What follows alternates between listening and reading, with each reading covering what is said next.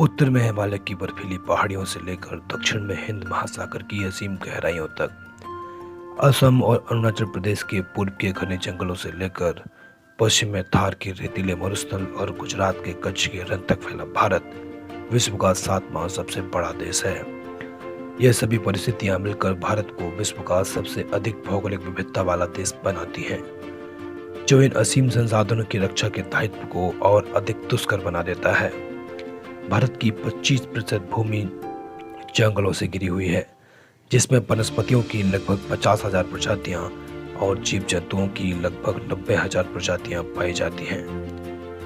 घटते हुए जंगलों और बढ़ते हुए प्रदूषण के कारण इन वनों का महत्व और अधिक बढ़ गया है। अब सारा संसार अपने जीवन के लिए इन्हीं वनों से आस लगाए बैठा है। इन वनों की रक्षा का दायित्व है वन विभाग का, और वन विभाग इस महत्वपूर्ण दायित्व के लिए अपने जिस सबसे महत्वपूर्ण और अनुभवी अधिकारी पर विश्वास करता है, वो अधिकारी है फॉरेस्ट रेंजर अर्थात वन क्षेत्रपाल। जय हिंद दोस्तों, मैं हूं सौरभ जैन और आपका स्वागत है मेरे यूट्यूब चैनल पुलिस पाठशाला में। आज हम बात करने जा रहे हैं वन विभाग के अति महत्वपूर्ण अधिकारी फॉरेस्ट रेंजर के बारे में। आज हम इस वीडियो में रेंजर कौन होता है, उसके कर्तव्य, शक्तियां, अधिकार और उसको मिलने वाली शासकीय सुविधाओं की बात करने वाले हैं। तो चलिए स्टार्ट करते हैं। रेंजर राज्य लोक सेवा आयोग की राज्य वन सेवा परीक्षा के द्वारा चयनित किया जाने वाला द्वितीय श्रेणी का राजपत्रित अर्थात रजिस्टर्ड अधिकारी होता है। अगर अन्य प्रशासनिक पदों के साथ में इसकी तुलना की जाए तो सामान्य प्रशासन में यह तहसीलदार के समकक्ष और पुलिस प्रशासन में यह 3 सितारा सर्किल इंस्पेक्टर या टाउन इंस्पेक्टर के समकक्ष होता है। अगर वन विभाग की बात की जाए तो रेंजर समस्त विभाग का केंद्र बिंदु है। इसे विभाग की रीढ़ भी कहा जाता है। यह एक ऐसा पद है जो विभाग के निम्न अधिकारियों तथा उच्च अधिकारियों के बीच एक सेतु का काम करता है।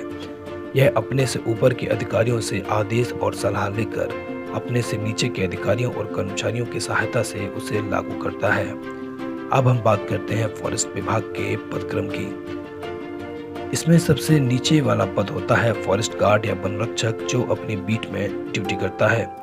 इसके ऊपर फॉरेस्टर या वन दरोगा होता है, जो 1 सितारा वाला अधिकारी होता है और ए ब्लॉक में बैठता है।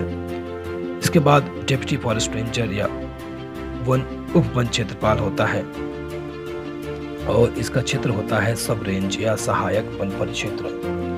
इसके ऊपर होता है फॉरेस्ट रेंजर या वन क्षेत्रपाल, जिसका क्षेत्र रेंज या वन परिक्षेत्र कहलाता है। इसके ऊपर होता है assistant conservator of forest ACF, जिसका क्षेत्र सब डिवीजन या उप वन मंडल होता है। इसके बाद डिप्टी कंजर्वेटर ऑफ फॉरेस्ट या DFO, इसका क्षेत्र होता है डिवीजन या वन मंडल। इसको डिविजनल फॉरेस्ट ऑफिसर भी कहा जाता है। इसके बाद होता है CF या कंजर्वेटर ऑफ फॉरेस्ट। इसके बाद चीफ कंजर्वेटर ऑफ फॉरेस्ट, जिसका क्षेत्र होता है फॉरेस्ट सर्किल या वन वृत्त। इसके बाद होता है additional principal chief conservator of forest या APCCF। और इसके बाद जो सबसे बड़ा पद होता है पूरे राज्य का, जो पूरे राज्य के वन विभाग का हेड होता है, वो होता है principal chief conservator of forest या PCCF। अब हम बात करते हैं फॉरेस्ट रेंजर के कर्तव्य की। तो सबसे महत्वपूर्ण कर्तव्य उसके वनों की रक्षा करना और उसका विकास करना होता है। वनों को उगाने के साथ साथ वन जीवों की रक्षा करना। उसके अन्य कर्तव्यों में वनों की कटाई को रोकना, वन जीवों के अवैध शिकार को रोकना, वनों के संसाधनों का नियम विरुद्ध उपयोग रोकना, जैसे रेत खनन और मुरम खनन, वन कानूनों के विरुद्ध काम करने वाले अपराधियों को गिरफ्तार करना और उनके द्वारा प्रयोग किए गए संसाधनों को जब्त करना, अपराधों को रोकने के लिए एवं सबूत इकट्ठे करने के लिए किसी भी जगह तलाशी लेना और जब्ती करना, वनों के विकास व वृक्षारोपण की विभिन्न योजनाएं बनाना, वन्य जीवों के संरक्षण एवं विकास की योजनाओं को बनाना, उनका बजट तैयार करना और उनका क्रियान्वयन एग्जीक्यूशन करना, जंगलों में रहने वाले आदिवासियों के जंगल से जुड़े हितों की रक्षा करना, जल संरक्षण व विकास के लिए जो विभिन्न संरचनाएं बनाई जाती हैं जैसे चेक डैम आदि, वो भी फॉरेस्ट रेंजर का ही काम होता है। और पेड़ पौधों की विविधता या डाइवर्सिटी को बनाने के लिए एक नर्सरी का विकास करना और जंगलों में वृक्षारोपण कराना भी रेंजर का ही काम होता है। वन विभाग से जुड़ी सभी योजनाओं का नोडल अधिकारी फॉरेस्ट रेंजर ही होता है। संबंधित वन क्षेत्र की स्थिति के बारे में उच्च अधिकारियों को समय समय पर रेंजर रिपोर्ट देता रहता है। अपने अधिकार क्षेत्र के वनों के जंगली जानवरों की स्थिति पर नजर रखना और उन्हें रहवासी क्षेत्रों में जाने से रोकना। जंगली जानवरों के रहवासी क्षेत्रों में पहुंचने पर उन्हें पकड़कर वापस जंगल में छोड़ना। किसी जंगली जानवर द्वारा किसी इंसान की संपत्ति को या उसकी जान को हुए नुकसान की भरपाई करने हेतु कार्रवाई करना भी रेंजर का काम होता है। ऐसी स्थिति में अगर रेंजर सामान्य स्थिति में पोस्टेड है तो वो 25,000 रुपए की सहायता तुरंत और 4 लाख रुपए तक की सहायता के लिए कार्रवाई कर सकता है। और अगर कोई रेंजर किसी राष्ट्रीय अभयारण्य में है जहां उसके पास फंड पर्याप्त होता है तो वो तुरंत 4 लाख रुपए तक की सहायता प्रदान कर सकता है। इसके बाद हम बात करते हैं फॉरेस्ट रेंजर के अधिकार एवं शक्तियों की। अधिकार की बात की जाए तो वन संबंधी अपराध होने पर किसी भी व्यक्ति को बिना वारंट के गिरफ्तार करने का अधिकार, अपराध होने पर किसी भी स्थान, वाहन या भवन के बिना किसी वारंट की तलाशी लेने का अधिकार भी रेंजर को होता है।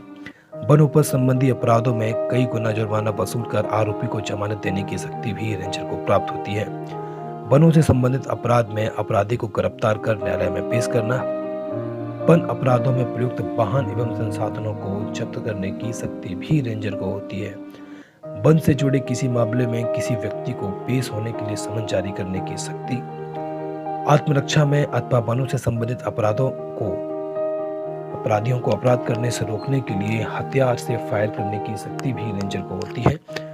वनों से संबंधित सभी योजनाओं के लिए रेंजर नोडल अधिकारी होता है और रेंजर वन समितियों का पदेन संरक्षक कंजर्वेटर होता है और समिति की जितनी भी आर्थिक या इकोनॉमिकल एक्टिविटीज गतिविधियां होती हैं उसकी अनुमोदन या अप्रूवल के बाद ही कंप्लीट होती हैं।